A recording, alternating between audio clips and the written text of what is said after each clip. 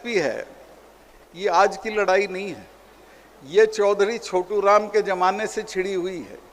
छोटू राम जी आए थे वायसराय से मिलने, तो वायसराय ने कहा कि चौधरी साहब बड़ी लड़ाई, विश्व युद्ध चला हुआ है और हमको बहुत गेहूं की ज़रूरत पड़ेगी फौज के लिए।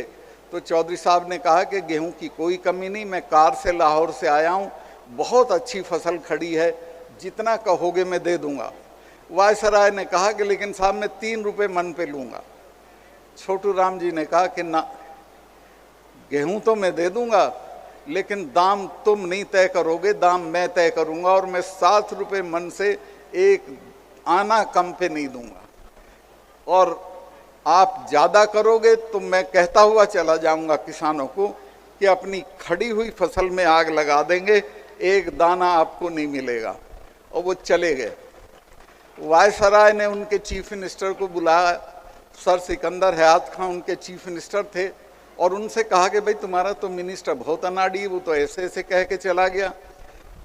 सिकंदर हयात खां साहब ने कहा कि साहब कह के नहीं चला गया, अगर उसने कह दिया तो सारे पंजाब का गेहूं जल जाएगा और आपको कुछ नहीं मिलेगा, लिहाजा बुला के फिर बात कर लो। तो फिर जो दाम चौधरी छोटू राम ने मांगा था वही दाम पे गेहूं खरीदा गया। लेकिन तब से और आज तक दाम तय करने की ताकत वायसराय पे ही है, छोटू राम पे नहीं है, किसानों के पास नहीं है। दाम दिल्ली में तय हो जाते हैं और उस दाम पे भी खरीद नहीं होती है, उस दाम पे भी खरीद ना होके उसको डिस्ट्रेस सेल करना पड़ती है किसान को। अभी वो जो अडानी है उसने बहुत बड़ा गोदाम बना लिया है उसमें पानीपत में, और उसको सस्ता गेहूं लेके भर दिया है। जब वो महंगा होगा तब वो उस गेहूं को बेचेगा। मैं अभी पानीपत के एक गांव में गया था, तो वहाँ एसडीएम डीएम बार बार मेरे कान में पूछते थे कि आप अडानी के गोदाम की तरफ तो नहीं जा रहे हो। मैं कहा क्यों?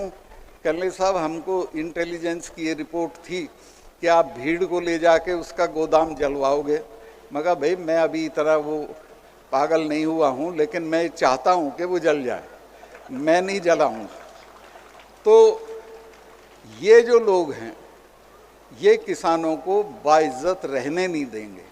मैं जब कॉलेज में पढ़ता था तो शाम को खाना खा के टहलने के लिए निकलता था, एक कब्रिस्तान पड़ता था रास्ते में, उसमें एक कव्वाल कव्वाली गाता होता था।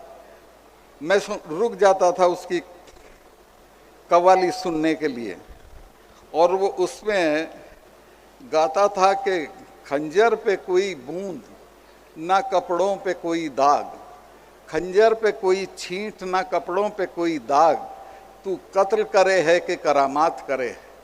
तो किसानों का कत्ल बहुत करामात के साथ हो रहा है और इनको पता भी नहीं चलता है।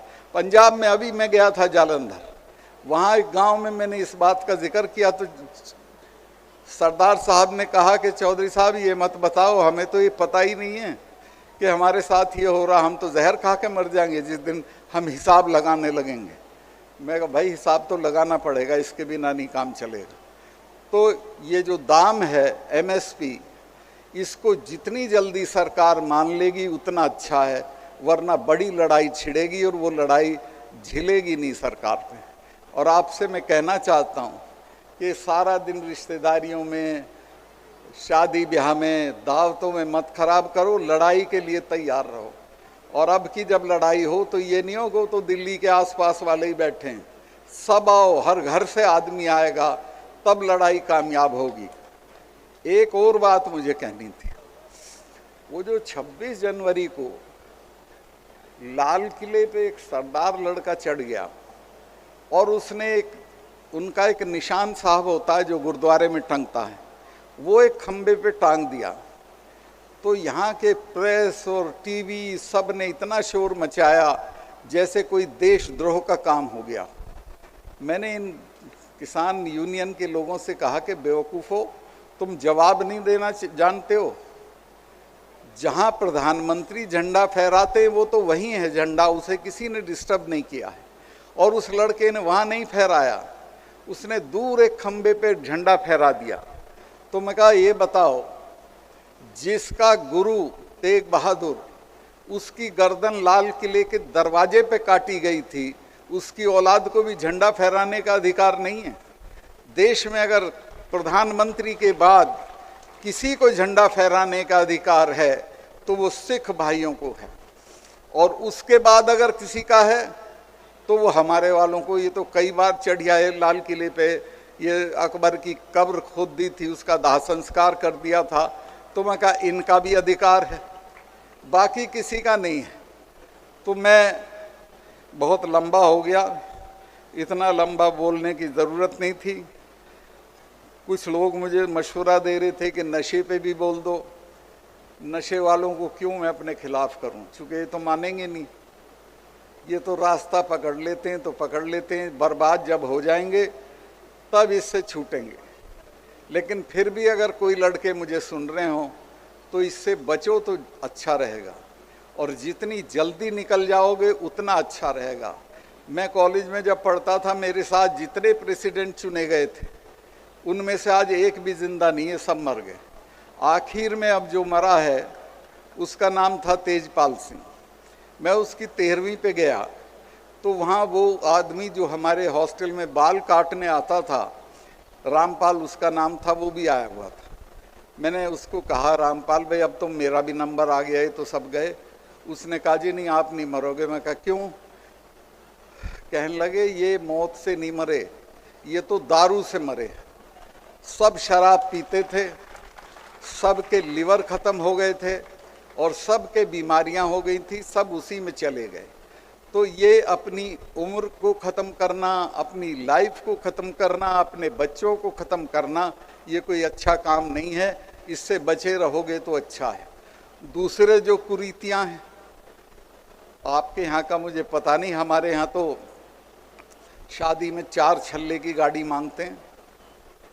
20 लाख की, 30 लाख की, 40 लाख की गाड़ी आती है। वो क्यों मांगते हो भाई? दहेज क्यों लेते हो? लेकिन लेते हैं। लड़की अगर आपके है तो आपको पहले तो वैसे ही अच्छा लड़का नहीं मिलेगा। मैं एक मेरी रिश्तेदार लड़की है, उसके लिए लड़का ढूंढ रहा हूँ, मेरी निगाह में ही नहीं आता। पहले तो ऐसा नहीं मिलता जो दारू नहीं पीता हो, फिर ऐसा नहीं मिलता कि जो काबिल हो, अच्छी नौकरी में हो। तो ये जो मांगते हैं इसको भी रोकना पड़ेगा। बच्ची आपके यहाँ अभिशाप ना बने कि उसको ब्याहने के लिए भी आपको 50 लाख रुपया खर्चा करना पड़े, ये बुरी बात होगी। दूसरे मैं फिर निवेदन करूं कि जो गया था मैं अभी गंगानगर, वहाँ मुझे चौधरी लोगों ने कहा जी इनको ये तो कह के जाओ, आदमी घर में 2 हैं और 15 कमरे का मकान बनाते हैं। मैं कहा भाई ये तो इनकी शान के लिए है। कह ले इसमें क्या शान होती है? तो मैं यहाँ भी कहना चाहता हूँ कि जो बड़ी कोठी ठोकना, इससे कोई शान नहीं है। शान है कि आपकी लड़की बेहतरीन संस्था में पढ़ रही है और पढ़ने के बाद वो बड़े पद पे जा रही है, तब आपकी शान है। और मैं आपको आश्वस्त करता हूँ कि लड़कियों को बढ़ाओगे और पढ़ाओगे तो ये आपकी शान पैदा करेंगी और आपकी इज्जत बढ़ाएंगी। मैं बहुत लंबा भाषण कर गया जिसकी कोई ज़रूरत नहीं थी, लेकिन चूँकि यहाँ आया था, जस्सा राम जी की मजदूरी मुझे करनी थी, तो मैं ये सब बातें बोल गया हूँ। ये नहीं पता मेरी कौन बात आपको समझ में आएगी कौन नहीं आएगी, पर फिर कह रहा हूँ किसान भाइयों, अपने बच्चों को तालीम दिलवाओ, इससे ज़रूरी कोई चीज़ नहीं है। और बच्चों में भी लड़की को दिलवाओ, चूँकि लड़के तो पढ़ेंगे नहीं, चूँकि आप पूछते ही नहीं इनसे कहाँ से आ रहे हो, लड़की से पूछते हो शाम को कहाँ गई थी बेटे। लड़के से पूछने की आपकी हिम्मत नहीं है। इनको पढ़ाओ, इनको बढ़ाओ और लड़ाई के लिए तैयार हो जाओ। लड़ाई आपके सर पे खड़ी है। गांव में कहते हैं कि भाई सोते को तो जगा दे, दड़ मारे को तो जगा नहीं सकते, तो दड़ मत मारो। ये देखो कि सामने हमारी जो एमएसपी की मांग है उसको नहीं माना जा रहा है, और नहीं माना जा रहा है तो हम लड़ेंगे और उस लड़ाई के लिए तैयार हो जाओ। मैं तो इस उम्र में तैयार हूँ। मैं 1 महीने में 6 पब्लिक मीटिंग करता हूँ और 2500 कोस से आता हूँ। मुझे तो चुनाव भी नहीं लड़ना है, कोई पद नहीं है मेरे पास ऐसा जिसमें मुझे वोट की ज़रूरत पड़े, लेकिन मुझे दिखाई दे रहा है कि किसानों के साथ क्या होने वाला है। इसलिए मैं घूम रहा हूँ। और यहाँ शिक्षण संस्थान में किसानों का जिक्र करने की ज़रूरत नहीं थी, लेकिन मैंने इसलिए ज़रूरत समझी कि मैं आपको जगा सकूं सोते हुए से, दड़ मारे हुए से, कि देख लो सामने है ये लड़ाई और इसमें लड़ने के लिए तैयार हो जाओ। बहुत बहुत धन्यवाद। Thank you.